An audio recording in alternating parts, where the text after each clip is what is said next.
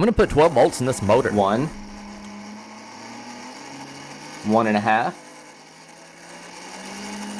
2, 2.5, 3, 3.5, 4, 4.5, 5, 5.5, 6, 6.5, 7, 7.5, 8,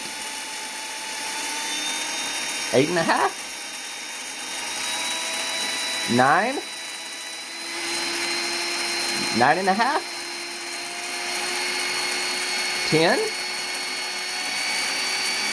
10.5, 11,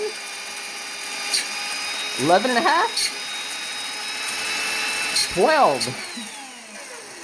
Uh-oh. Oh, I thought it broke, but just the wire came loose.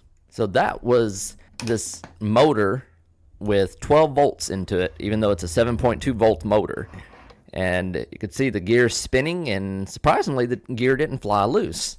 So thanks for watching. Please click like and subscribe. And if you have any questions or comments, let me know. Thanks.